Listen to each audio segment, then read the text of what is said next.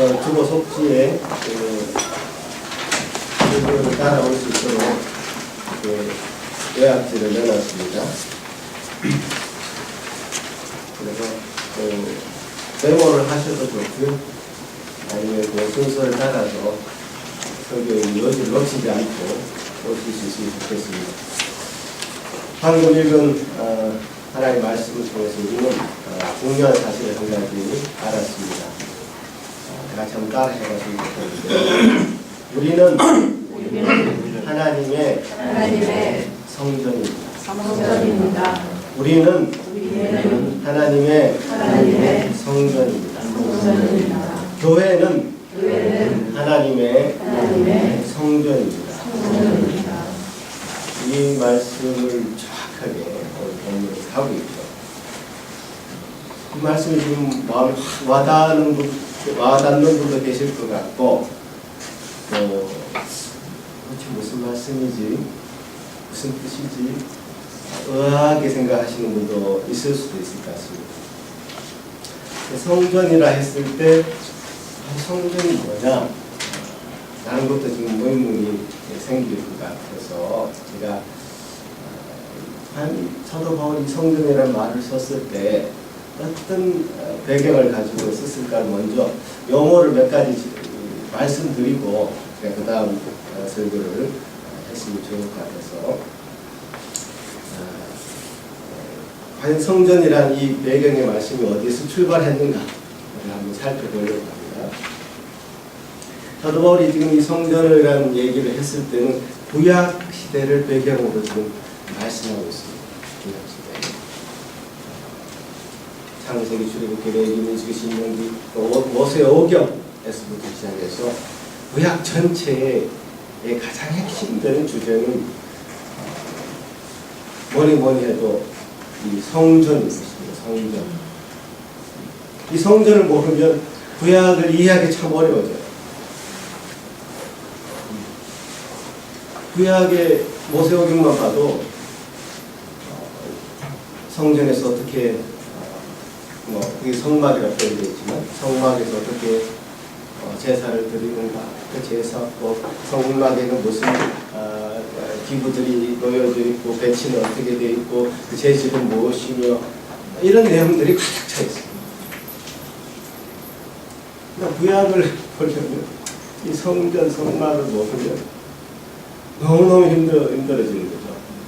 그래서 성막을 알아야 되죠. 그래서 제가 사진으로 좀 보면서 약간 용어를 정리를 했으면 좋겠는데요. 성전을 얘기할 때는 장막이라 하기도 하고 회막이라 하기도 하고 또 성막이라 하기도 하고 막 그런 얘기 말씀도 여러분 많이 들었을 것입니다. 그래서 여기 지금 쉽게 말하자면 장막은 이런 텐트를 얘기합니다. 텐트를 장막이라고 쉽게 말하는데 그 장막이란 말은 하나님이 임재하시는 곳, 하나님이 함께 하시는 곳, 하나님이 우리와 함께 거하시는 곳이 바로 이 장막입니다. 근데 이 장막이란 말은 일반적인 텐트를 의미로도 사용하고 있기 때문에 두 가지 용어로 같이 사용된다는 걸 말씀드릴 수 있고, 그 다음에 회막 혹은 이제 성막이라고 하는데요. Tent of Meeting or Tabernacle 이렇게 영어로는 표현되고 있지만 이게 장막이란 것이 조금 더 확대된 그런 개념이겠죠. 그래서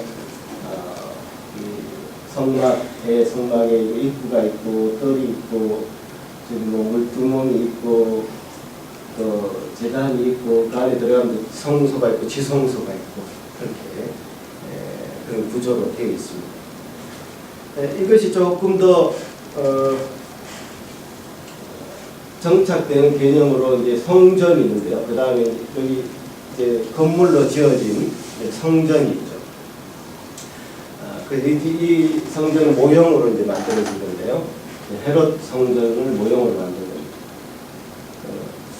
이 성전은 예수님이 계실 때 있었던 성전입니다.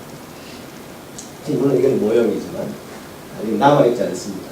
그래서 서쪽에 벽만 남아있어서 통곡의 벽이다 이렇게 얘기하는 것인데, 이 성전에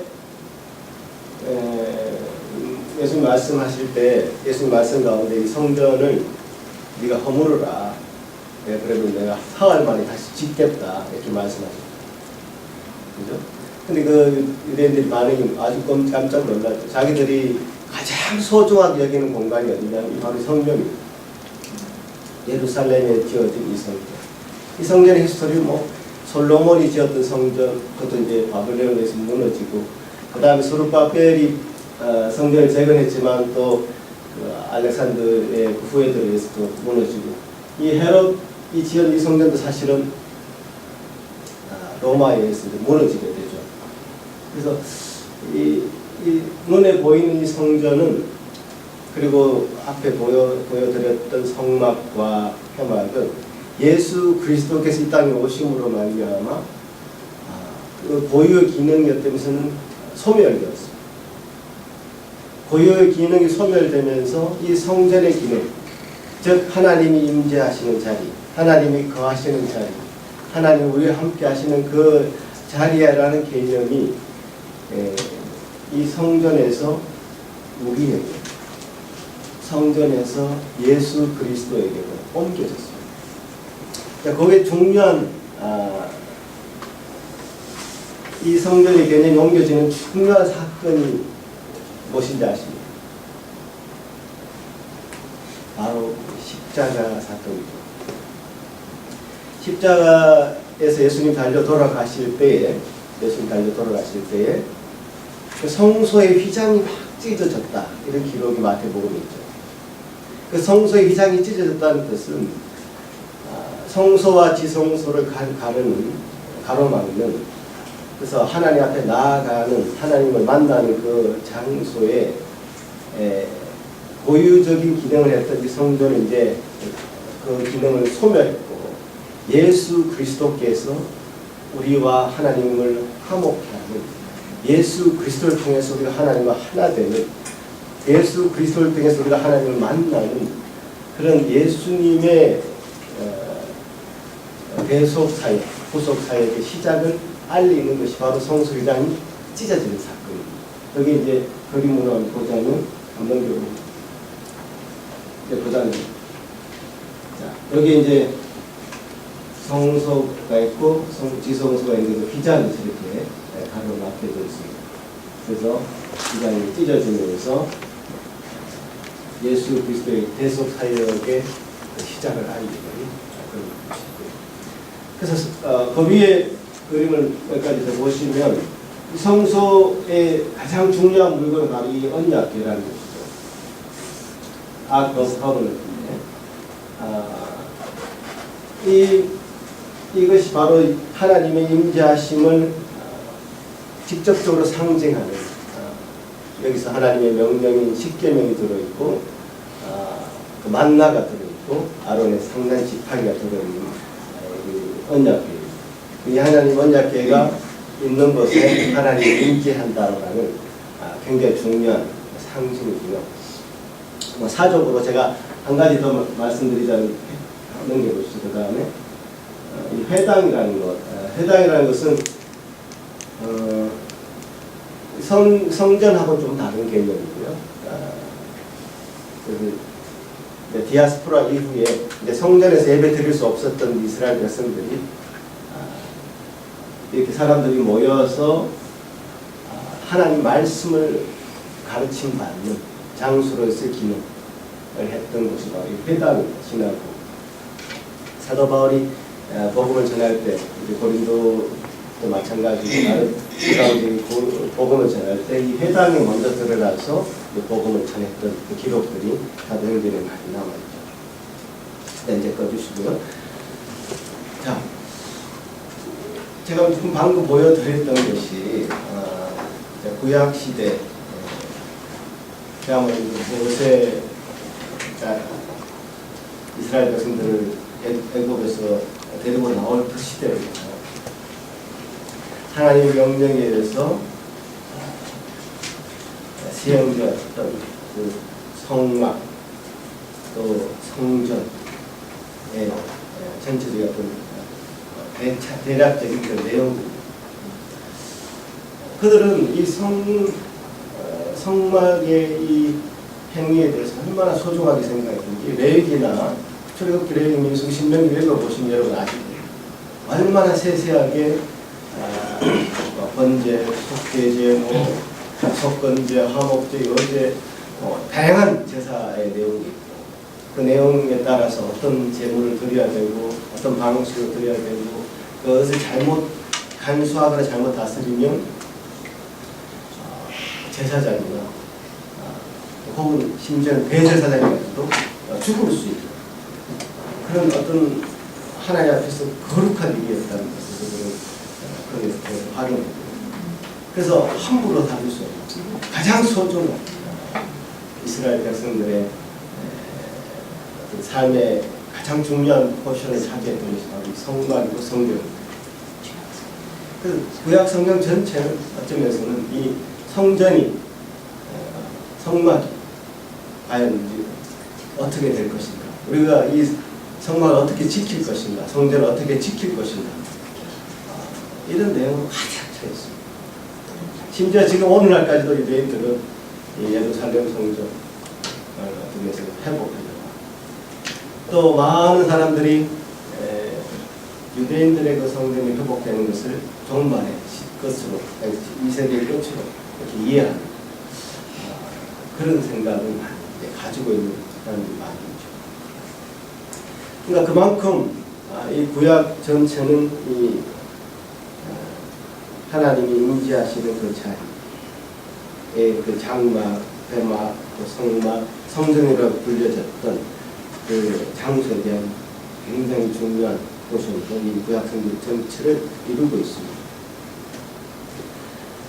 그것이 이 성막이나 성전이 중요했던 이유가 무엇이죠?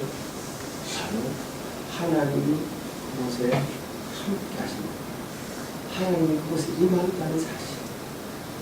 그 사실을 가장 그들이 소중하게 생각했기 때문에 그 내용을 가장 이들이 소중하게 다루고 그들이 지금까지 그 전통을 유지하려고 애를 쓰고 있었던 것이죠. 주님께서 이 땅에 오셔서 하신 가장 큰 일은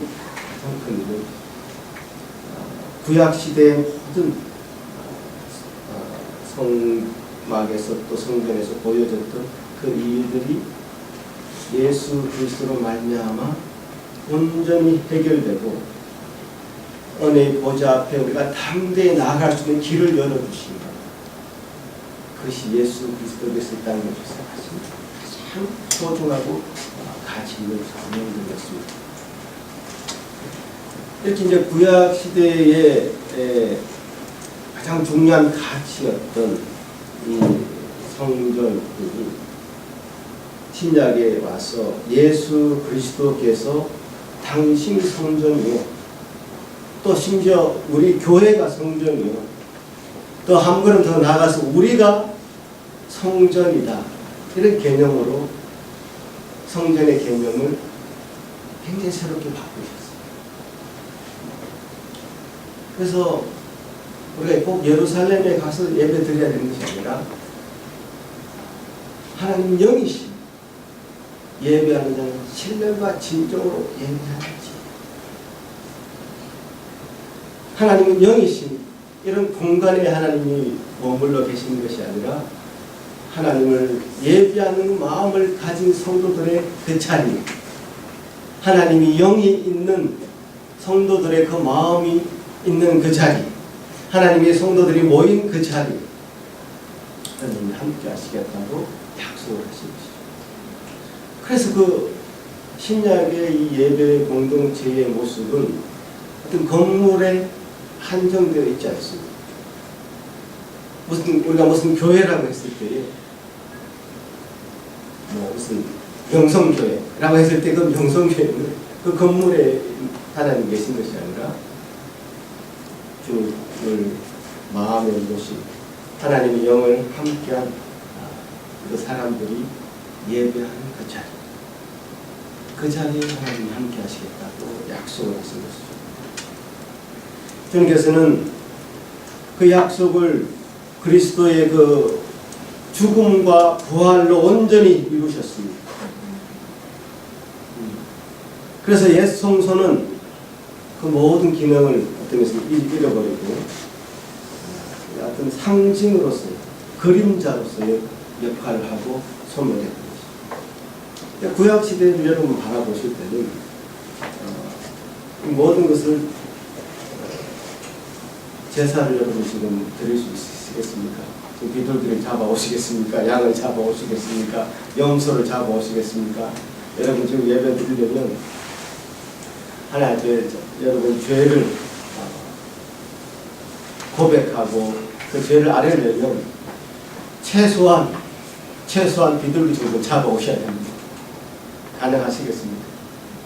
염소를 잡아야 되고 또는 양을 잡아야 됩니다.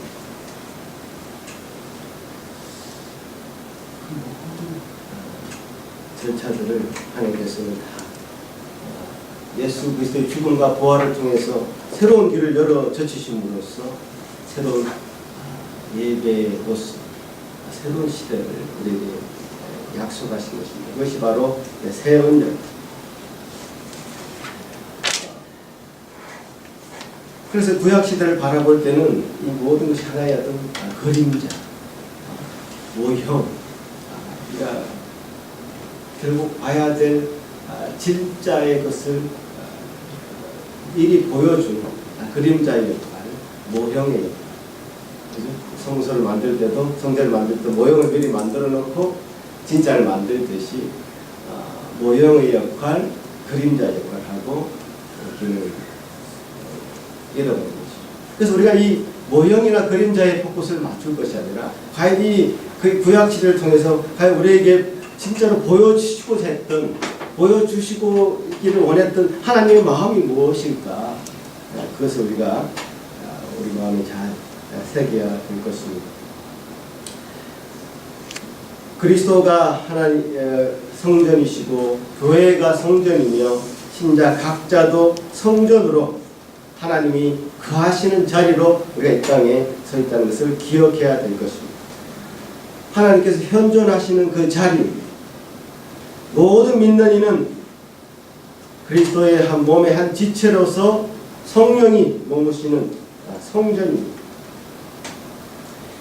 인간들 사이에서 하나님께서 머무시는 곳으로서의 그 각자의 하나의 여러분 인격체 안에 우리가 돌로 만든 그 성전을 대신한 성전이 우리에게 있는 것입니다. 교회는 주님을 위한 거룩한 성전으로 성장해 갑니다. 특히 이 오순절 이후로 이것이 사도행전 2장에 나오는 오순절 이후로 이 성전의 내용이 더 풍부해졌는데요. 왜냐하면 성령으로 말미암아 그 백성 중에 거하시는 하나님의 모습을 우리가 보았기 때문에 성령께서 회중 가운데 거하시고 각 교회 지체들마다 거하십니다. 그 로마서 8장 9절에는 하나님이 영이 거하시면 그 백성이라고 했습니다. 고린도서 2장 12절에는 우리가 세상 영을 받지 아니하고 오직 하나님으로부터 온 영을 받았으니 이는 우리로 하여금 하나님께서 주신 은혜로 하나님이 우리에게 은혜로 주신 것들을 알게 하려 하십니다. 세상의 영을 받지 않고 하나님으로부터 온 영을 받았기 때문에 우리가 하나님의 거룩한 백성들이라는 사실을 기억해야 됩니다. 이 내용들은 교회가 얼마나 하나님 앞에서 탁월한 교회의 탁월성을 얘기해요. 하나님의 교회는 하나님이 머무시는 자리이기 때문에 하나님의 그 교회의 영광이라는 것은 하나님의 성령의 전이라는 것 때문에 그 영광이 되어 있는 것입니다. 그 어떤 사람도 어떤 악한 자들도 허물 수 없는 그런 영광스러운 처소가 바로 교회라는 사실이죠.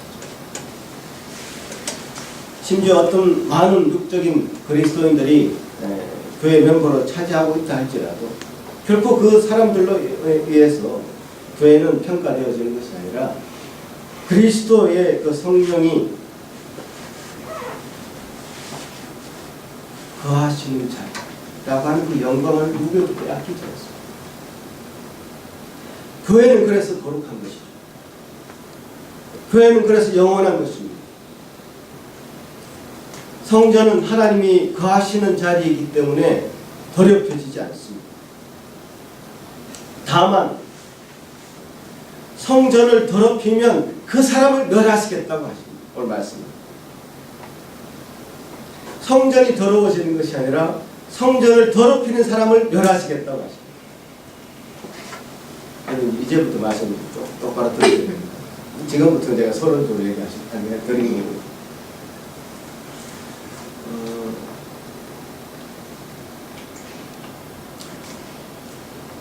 지금까지는 뭐 여러분 동의하시고 이해되는 내용이었을 거라고 제가 생각합니다. 교회는 거룩한 것입니다. 우리는 하나님의 성전입니다. 우리도 하나님의 성전으로 하나님이 거하시는 그런 하나님의 영이 거하는 그런 존재, 그 성도입니다. 그렇기 때문에 우리가 하나님의 성도로서 예배 드릴 수 있는 것이다 라는 내용에 여러분 다 동의하실 줄 믿습니다. 자, 그런데 문제가 나왔습니다. 고린도 교회만 해서 문제가 발생했습니다. 그 안에 분쟁이 있었습니다. 다툼이 있었습니다. 나누어짐이 있었습니다. 그 안에 심각한 악이 존재하고 있었습니다. 자, 그럼 어떻게 되는 것입니까? 하나님의 교회는 거룩해서 누구에게도 해방받을 수 없고 흔들릴 수 없는 그런 것이 하나님의 교회입니다. 우리는 이 문제를 어떻게 받아들이고 고민하고 해결해 나가야 될 것입니다. 교회 안에 심각한 악의 문제를 우리가 봤을 때 그 악의 문제로 인해서 나는 어떤 생각을 해야 되고 어떻게 대처해야 되는지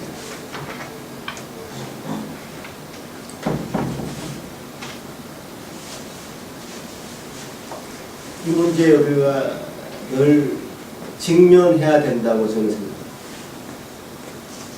이 문제를 회피해서는 안 됩니다. 사도 바울도 지금 직면하고 있기에 이 편지를 쓰고 있는 것이고 우리 모두도 두 눈이 있다면 여러분 마음 가운데 여러분 마음이 하나님의 성령의 전이라면 또 양심이 있다면 이 문제를 직면할 것입니다.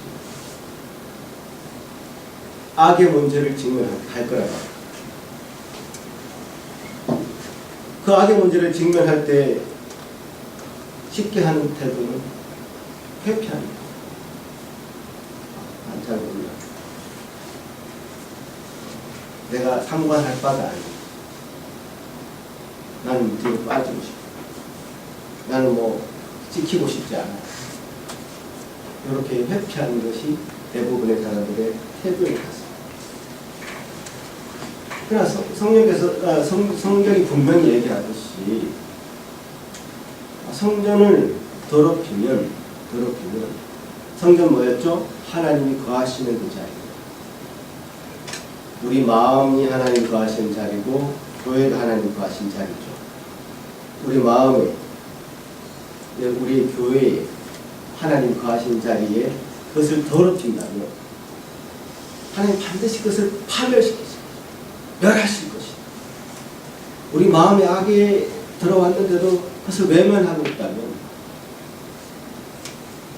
반드시 그 악은 제거되어져야 되고 파괴되어져야 될 그 본질이지 그것을 함께 악과 선이 공존할 수는 없는 것입니다.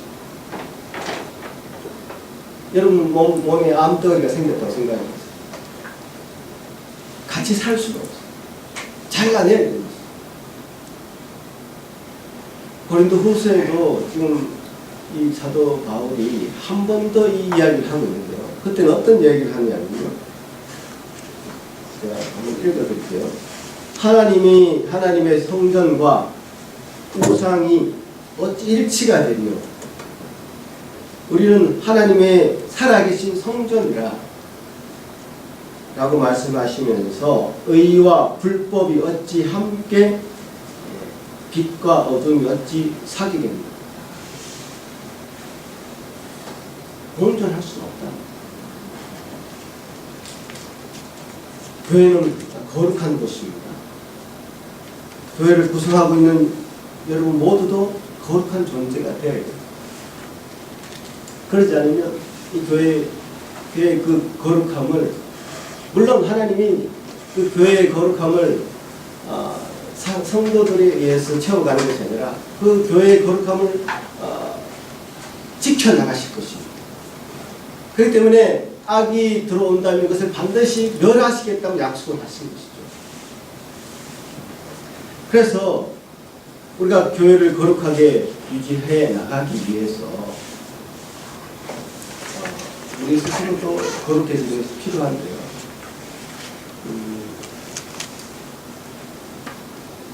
하나님이 교회, 우리가 아니더라도 교회는 거룩하게 해 나가시겠지만 그럼에도 불구하고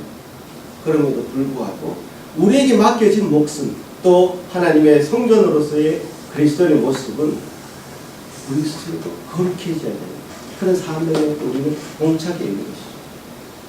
그러니까 이 두 가지 것을 함께 가지고 나가야 되는데, 그러기 위해서는 어떤 악을 직면했을 때, 죄를 보았을 때, 내 자신의 죄를 보았을 때도 마찬가지고, 우리 교회의 죄를 봤을 때도 마찬가지고, 지적을 해주는 것이 필요하다. 그것이 비판을 위한 비판이 아니라, 주님께서 우리에게 주신 하나님의 그 성전으로서의 모습을 유지하기 위해서, 그 거룩함을 유지하기 위해서 그냥 가만히 있어서는 안 돼요.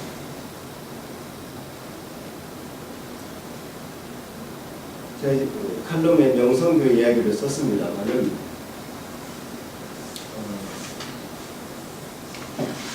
지난주에 최대 이슈였기 때문에 여러분 다 아실 것이라고 생각합니다. 한국 사회까지 진짜 많은 뉴스를 통해서 교회가 한국 사회를 고민하게 만드는, 골치 아프게 만드는 그런 사건이죠. 근데 제가 제일 안타까운 것은 칼럼에도 좀 썼지만은 이거 말고 제가 한 가지 더 말씀드릴 거는, 그 교회에 와서 설교한 한 목사님이 있습니다. 그 지지 발언하기 위해서 설교했던 목사님인데, 아시아 연합신학교 전 총장이었던 고세진 목사라는 사람. 그 사람이 뭐라고 얘기했냐면, 이 명성교회 거기 성도수가 10만 명이라고 하니까요. 한 번 예배 드리는데 거의 15,000명, 2만 명 드리겠죠. 15,000명 앞에서 우리 자녀들도 다 믿음의 대를 물려받고 세습한다. 목사가 자기 아들한테 세습해 주는 게 뭐가 문제냐. 하나님도 예수님한테 세습했다. 이렇게 얘기를 했습니다. 그 세습을 정당화시켜주기 위해서 목사라는 사람이 성도들의 길을 좋게 하기 위해서, 그 마음을 편안하게 해주기 위해서 와서 했던 말이 말도 되지 않는 하나님 말씀이라고 말하면서 하나님 말씀을 완전히 해방하는, 하나님을 완전히 만홀히 여기는 그런 발언을 한 것이죠.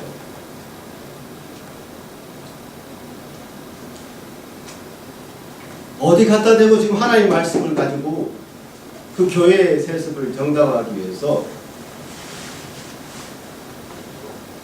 그런 식으로 갖다 붙이게 하면 하나님이 예수님을 세습시켰나? 이게 무슨 말도 되지 않는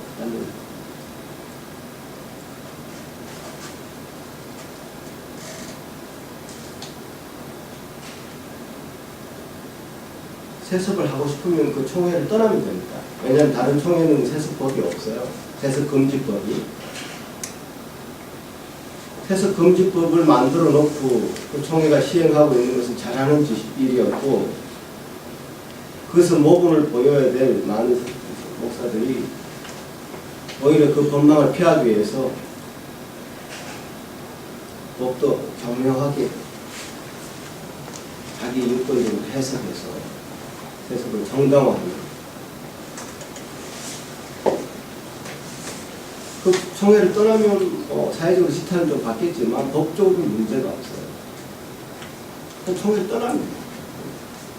근데 떠나지 않고 그 자리에 남아가지고 그 영향력을 유지하면서 그 교회뿐만 아니라 한국 교회 전체를 무너뜨리려고 합니다.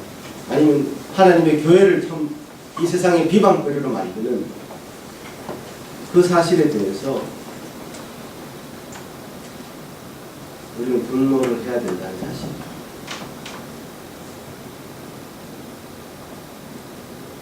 지구 반대편에 있는 이 작은 교회 목사가 하는 말이 뭐가 유효하겠습니까만은 결코 우리는 이런 사실에 대해서 이런 악을 직면함에 있어서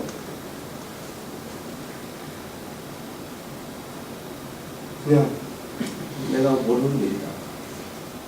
나와 상관없는 일이다. 내 신앙만 잘 지키면 되지. 여러분 신앙을 지키는 게 뭡니까? 여러분 마음의 평안함을 위해서입니까? 여러분 행복을 위해서입니까? 하나님의 성전인 하나님의 교회인 하나님이 우리를 위해서 세우신 이 전을 훼손시키는 그 일을 우리가 막아야 되는 것이죠. 그 일 앞에 우리가 정직하게 써야 되는 것이죠. 교회가 거룩해져야 되는 만큼 우리도 거룩해져야 되는 것이죠. 우리가 이 세상을 살면서 그런 목적으로 이 신앙생활을 하지 않는다면 우리는 점점 더 큰 악을 맞이하게 됩니다. 점점 더 큰 악을 보게 될 것입니다. 그 악의 구렁텅이에 우리도 빠지게 될 것입니다.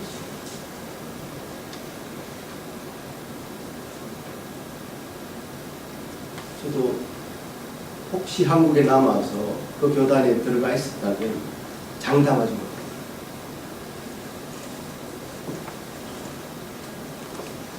그 교계 내에서의 그들의 힘을 가진 권력을 가진 그 힘이 얼마나 큰지 그 힘 때문에 못 본 적이 있을 수도 있습니다.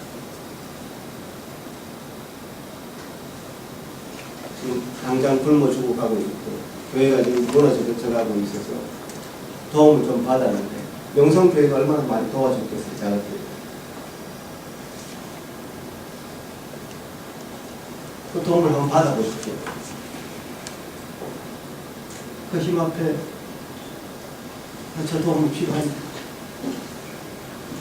라고 하기 위해서 정말 그 수밖에 없는 그런 연약한 인간들이 우리 목사들도 그렇다는 것을 여러분 긍휼히 좀 봐주시기 바랍니다.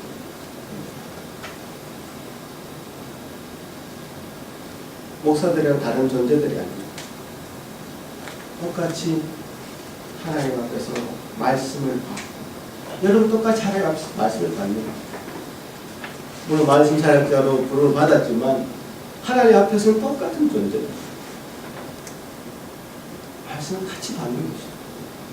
제가 여러분 말씀 주고 여러분 말씀 받는 게 아니라 이렇게 구분하는 순간 뭔가 특권의식이 생기고 하나님 말씀을 직통계시로 얘기하는 것처럼 목사들은 자꾸 스스로를 그렇게 높이려고 그러고 아닙니다. 근데 이 말씀 앞에 서 있는 사람이 한 사람의 성도이죠.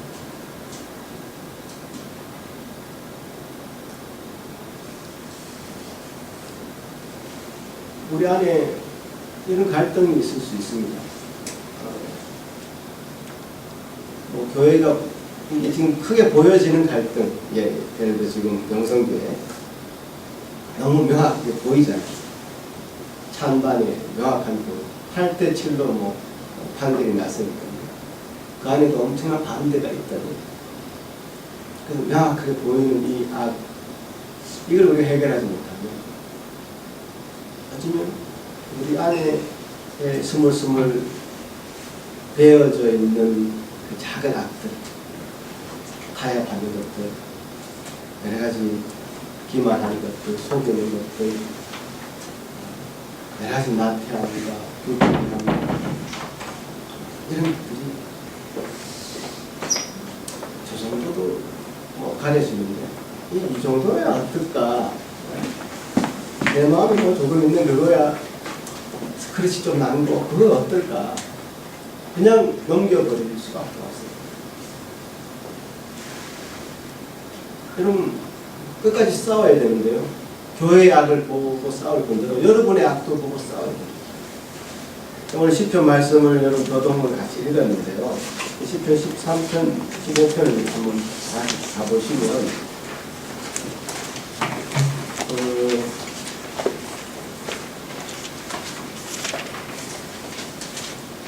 시편 13편 먼저 한번 보시면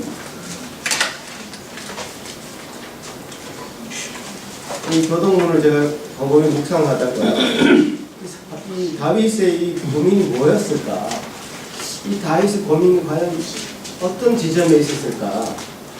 생각해 보니까 바로 그런 것이었습니다. 시편 13편 3절에 보면 여호와 내 하나님이여 나를 생각하사 응답하시고 나의 눈을 밝히소서 두렵건대 내가 사망의 잠을 잘까 하오며 또 4절에 두렵건대 나의 원수가 이르기를 내가 그를 이겼다 할까 하오며 내가 흔들릴 때에 나의 대적들이 기뻐할까 하나니.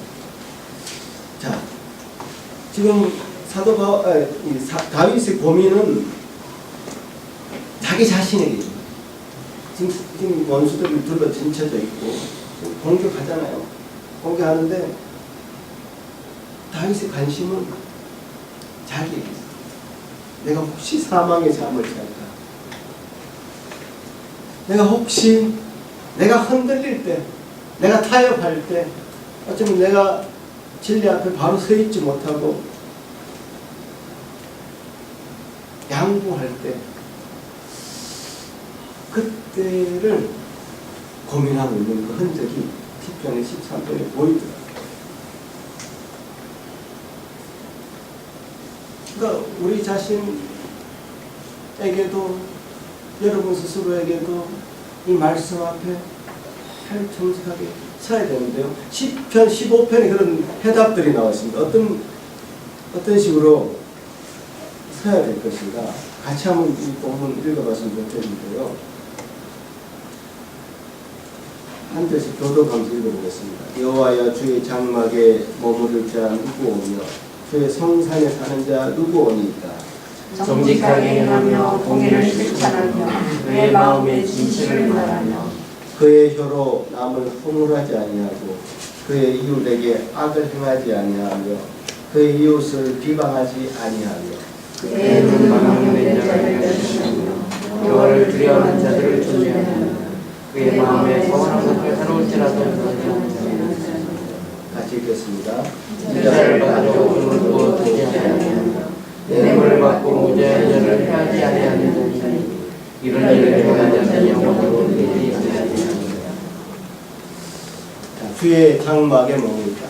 장막 아까 말씀드렸죠? 성막, 성전. 쉽게 전체 통틀어 말하는 우리가 성소라고 해요. 성소. 하나님이 거하시는 자리. 하나님이 거하시는 자리. 하나님의 교회 또는 우리 그 자리에 하나님이 거하시는 백성으로서의 모습은 어떠해야 되는가라고 말씀하는 거죠. 하나님께서 하나님의 백성으로서의 마땅한 모습은 이러해야 될 것이다. 결국은 이 땅에서의 삶의 현장에서 부딪히는 문제를 지적하고 있는 것이죠. 우리가 거꾸로 이 땅에서 정직하게 행하고 서로 공평하게 말하고 남을 허물하지 아니하고 비방하지 아니하고 그래서 기와를 이게 망령대들을 멸시하고 이러한 행위를 통해서 하나님의 성산에 머무는 것이 아니라 순서를 잘 보시고 하나님의 장막에 가는 자, 하나님이 함께 하시는 자, 하나님의 백성의 모습은 마땅히 이루할 것이다. 이 순서가 그렇게 됩니다. 이 거꾸로 가면 안 돼요. 거꾸로 가면 어떻게 되느냐? 당연히 인간은 자신의 모습으로 하나님을 만났다고 생각하는 공로의식이 분명히 있기 때문에 자신이 이런 행위를 통해서 하나님께 나아가주는 자다라고 하는 하나님을 이겨쓰려고 하는 하나님을 넘어서려고 하는 그런 인간의 악한 마음이 있어요. 그게 뭐 아담과 하와의 마음이고 우리의 마음이죠.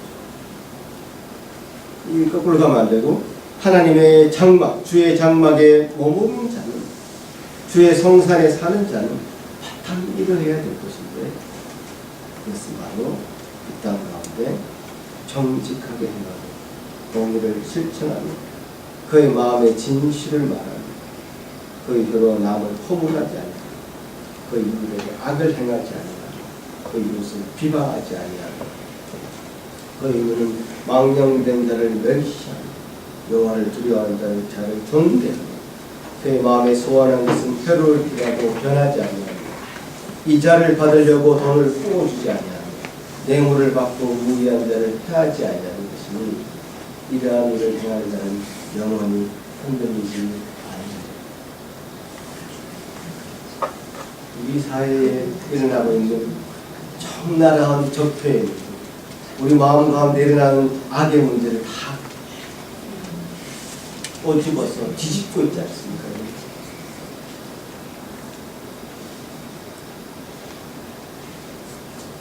그만큼 주님께서는 우리 하나님의 교회를 하나님이 거하시는 성전, 하나님이 거하시는 그 자리를 거룩하게 유지하시길 원하십니다. 명심하십시오. 주님께서는 결국 교회를 그렇게 성결하게 지키실 것이고 그 교회는 영원할 것입니다. 그 교회는 결국 천상의 교회로 예수 그리스도가 우리의 신랑이 되시고 우리는 그의 순결한 신부가 되어서 천상의 교회를 형성하고 그래서 그곳에서 영원토록 예배하고 함께 공락을 누리고 그날을 우리가 고대하고 그날이 올 것입니다. 그때가 올 것입니다. 주님께서는 그 모든 때를 우리에게 기다리도록 요구하시고 인내를 요구하시고 그때까지 신실하게 그냥 다 같이 그런 믿음을 공유하면서 살아가기를 간절히 소망합니다. 기도하겠습니다.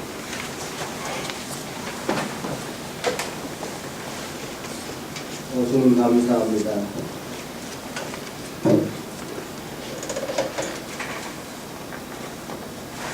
지금 우리에게 하나님의 성전이라 하나님이 거하시는 자리라 칭하시고 정말 우리를 그렇게 거룩하게 만들어 가시니 하나님 은혜에 감사를 드립니다. 우리의 모습이 아직 부족해 보이는 건 참 인정합니다. 그러나 너무 적나라하게 보이는 악에 우리가 스스로 타협하고 있지는 않은지, 너무 분명하게 보이는 죄 앞에 우리가 굴복하고 있지는 않은지 우리 스스로를 살피게 도와주시옵소서. 주여 도우셔서 이 교회를 하나님의 전으로 거룩하게 유지시켜 주시옵소서. 한국 교회를 주님 기억하여 주시옵시고, 주님께서 주시는 은혜가 그 성령의 전인 교회에 머물 수 있도록 도와주시옵소서. 주의 성산에 거할 자가 누구이며 주의 장막에 거할 자가 누구겠습니까? 주여, 주님께서 우리에게 베푸신 그 복을 다 누리는 자들의 마땅한 모습이 우리 성도들에게 보이고 드러나게 도와주시옵소서. 주님, 우리가 이 악에 외면하지 않고 회피하지 않고 직면할 수 있는 믿음 주시고, 우리가 스스로 그 앞에 굴복하지 아니하고 믿음으로 이길 수 있는 저희들 되게 하여 주옵소서. 주님 감사합니다. 오늘 이 고린도 교회에 일어난 문제뿐만 아니라 참 2000년이 흘른 이 땅 이 시대에 하나님의 전이라고 하는 곳에서 일어나는 많은 문제들 앞에 우리의 기도의 제목을 올리며 간절하게 주님의 도우심을 구하며 긍휼을 구하는 저희들 되게 하여 주옵소서. 감사하고 예수님 이름으로 기도하옵나이다. 아멘.